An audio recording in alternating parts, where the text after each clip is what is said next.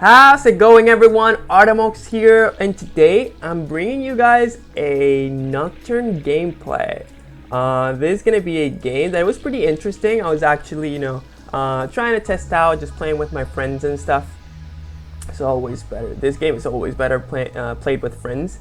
And yeah, I was experimenting with a couple items. This game I actually went basically full-on attack speed and stuff, and it was actually pretty funny. I was able to do a lot of things, and then because of their comp, they're not like super tanky. I was able to carry even if there were some situations that did not allow me to. So at the end of the day, it was pretty good. It was pretty fun, and I hope you guys enjoy this gameplay slash commentary. So yeah, this game I'm gonna just mostly gonna be focusing on CSing. Obviously, I want to be reaching that level 6. Obviously, since last patch, it is getting a little bit harder because of the nerf in terms of the XP and the jungle. But then again, it doesn't really matter. I can just full clear and then not care too much about it. At the end of the day, it's just chilling, guys, chilling with friends. Obviously, if you look at the op.ggs and stuff, you're gonna see that these people are around like from platinum to diamond. So at the end of the day, it's not that terrible, but then again, like, you're still gonna be able to see. So right here, I found this Riven just being so aggressive. Rengar has been fighting a lot, so I was just making sure that I got everything. Obviously, I'm gonna leave a minion there so that the wave pushes towards Rengar back, and I force a TP on Riven. But then again, I'm just chilling. Obviously, I left my Krugs up because at the end of the day, killing is way more important than farming at some situations, so I'm just gonna be making use of that. Obviously, I think I'm gonna be making a lot of mistakes because I feel like this was the first game that I played, and right here I got massively outplayed, sadly. They were able to kite me very nicely, but then again, it's not enough. Mechanics, I guess I was rusty, but it's completely fine. Obviously, after that, I'm just gonna go ahead and keep farming a little bit more. I just want to reach that level 6, so that's kind of unlucky, the fact that I died there, but then again, it's completely fine. I find the Elise going on over there. I wanted to try to cut her up, but then again, bot lane was doing fine. This game, it's not too big of a thing during the early game. It's not like super explosive. What you guys are going to be finding interesting is going to be the mid game, though. The mid game, I focused really hard on being able to just punish the enemy on whatever they were doing, especially with the build that I'm going with. I'm going to go Duskblade into Sanguine Blade into Death Dance. It's a pretty crazy build. Obviously, when I'm playing with my friends, I just tend to have a lot of fun with builds, have a lot of fun with masteries, and this is the first time I got level 6. Easy. Just go ahead and clean up these minions, and then just hopefully they crash into tower. If not, yeah, they're gonna crash into the tower. Everything is fine. This Elise, for some reason, thinks she can kill me. Yone was there. I was completely fine. So I'm actually very happy about that. Then it's all about, just keep it going. I'm gonna take the Skull Crab. I have my eyes on dragons, but usually when I'm farming this type of, or I'm playing with these type of champions, I usually don't focus so much on dragoning early, depending, because I don't feel like it's really high value. You can just get ahead. Obviously, it's very debatable because of the camps, right? Since they give less XP and less gold, you can debate whether dragon is way more valuable now.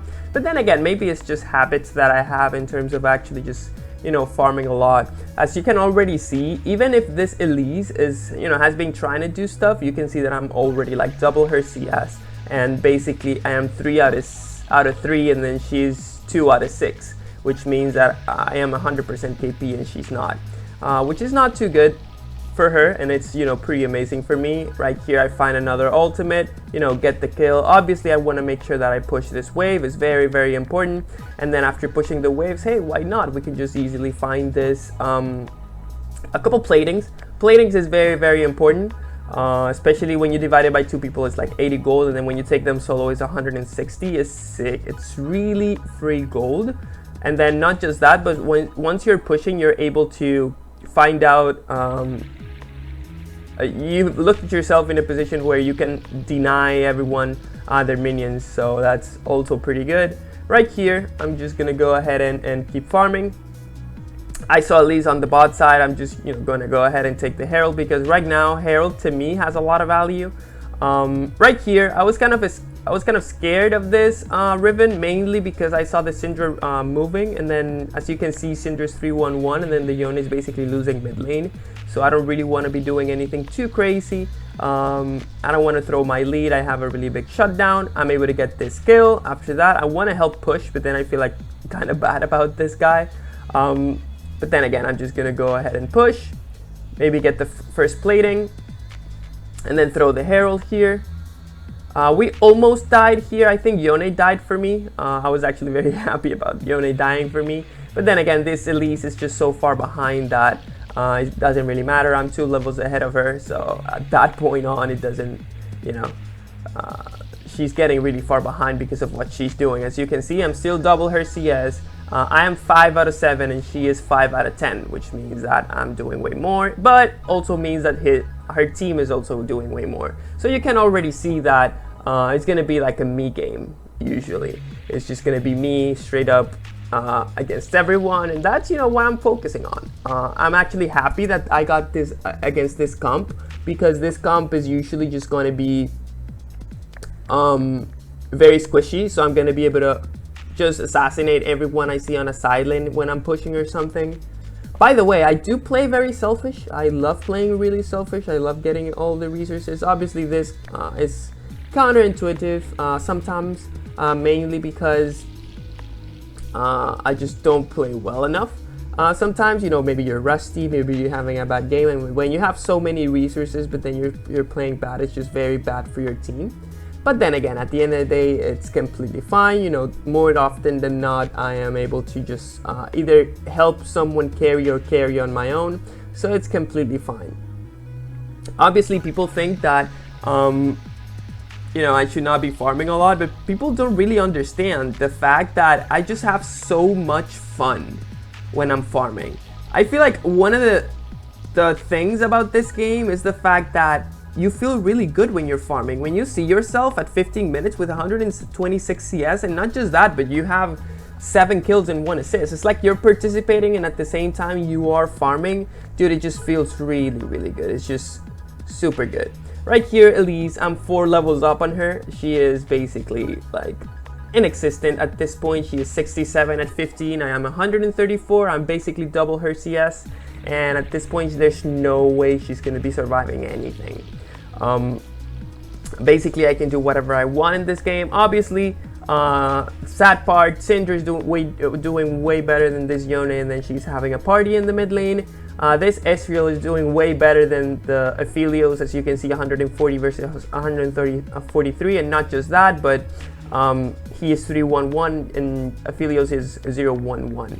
So at the end of the day, the enemy team is way farther ahead. The only one who is not like super terrible is gonna be the Rengar, which is holding on his own, but then again, I still don't feel that he's gonna have enough pressure. But then again, right now I just have to start focusing more on doing things. I cannot be finding myself in situations where I'm just farming out my jungle. It's 17 minutes. I need to go ahead and start dropping heralds, start making plays that give me something, because at the end of the day, I don't really want this game to stall out. And sadly, this game did stall out. But then again, I feel like I could have played it better, but I feel like it's an overall good game. So that you guys can see how macro game helps a lot in terms of actually being able to carry your games. Because as you can see, this is not looking good, right? For some reason, we are 2k gold ahead, right? 3k gold ahead, and you could say, okay, but then you guys are winning, you guys are ahead. But then if you can see the overall strength of your allies. By the way, that was a great Seraphine ultimate, which allowed us to get like 3 towers. It was just beautifully played. But yeah, so if you can see the overall power in terms of the team, yeah, Rengar is you could say that Rengar is kind of winning versus the Riven. But then again, I'm basically destroying these Lees, but then Syndra is destroying the Yone, 433, 144 versus 102, 154. And then Ezreal is beating this Aphelios by 20 CS and then 3 kills. And then obviously the bot lane is, I would say that it's winning because she has more assists, even though she has less skill, and she also has less kills. So overall, this is one of those games where people would be like, oh my god, everyone is inting, I need to carry, right? And it's true, you know, at this specific moment, I'm the one who needs to carry. So right here, I'm almost always trying to find these opportunities to kill someone, and then, you know, off that kill, try to get something. This is basically how you snowball in League of Legends. Notice right here how I was still able to get 2 towers of the Elise kill, almost killed the Syndra. Sadly, I was pretty sad, like I thought I lived there. I was like, yeah, I'm alive, and then Ezreal ultimate is like, oh fuck.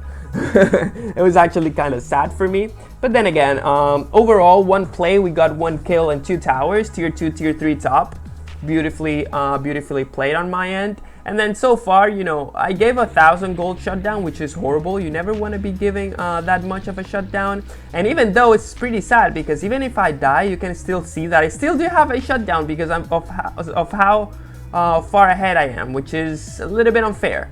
But then again, I cannot be dying so much because if I do, it's gonna be really sad. So Dragon is coming up, and you know, the first thing I see is an opportunity to actually get a pick, especially on Syndra, because since Syndra is actually destroying the Yone, if I can make the fight a 4v5 right off the bat, it would be really good for our team. Sadly, you know, the Seraphine died over there, so now we just have to go ahead and go for the Dragon. So I think our team got the Dragon because of the pick, but then again. So Elise comes, as you can already see, I am 5 levels ahead of her, and then you can see I am 3 levels ahead of the top laner. So this is one of the most important things in terms of understanding how to jungle. You know, your efficiency is really important. So as long as you can be efficient, you're still gonna be able to destroy people. So right here, again, 1 ultimate to kill the Syndra, and because my team is pushing mid lane and they kind of want to aggress on it, we were able to kill the Syndra and then just go for the inhib. Notice something, every single time I actually try to get some form of kills, I'm still able to get something, and that's what you're always looking for when you're making mid-game plays. You always want to create pressure first in a situation where after you get that kill, you get something. Notice the first play on the mid lane, we were able to get 1 tower. The second play on the bot lane, we were able to get 3 towers with the Herald. Another situation where we were able to kill the top lane, we were able to kill we get 2 towers.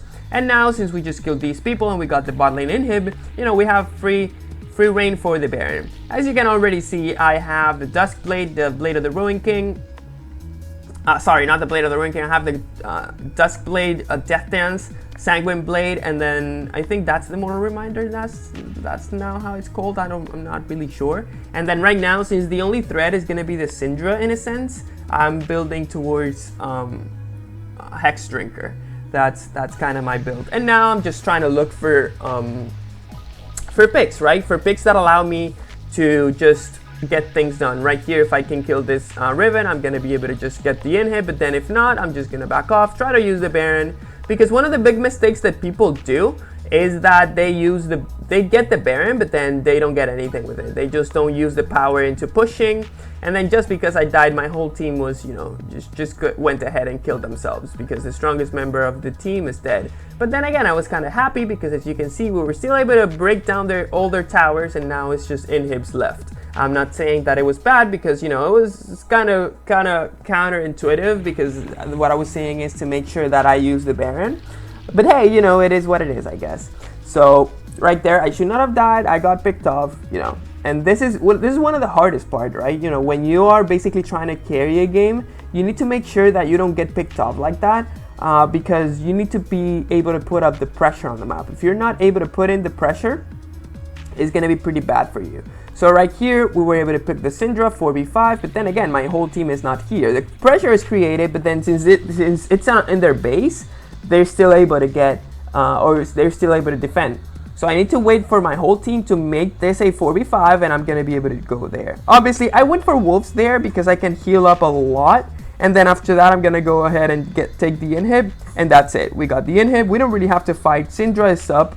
And then, you know, we can just go ahead and steal everything from the enemy team and just reset, and then just do it on the top side. Because at the end of the day, the only thing that is going to be up is going to be either the bot lane or the top lane. Right here we're going to be able to get a pick on the Elise, but sadly my whole team is in the base, so this pick is not going to help a lot. Obviously when you are playing like this, you never want to go for these picks that basically give you nothing.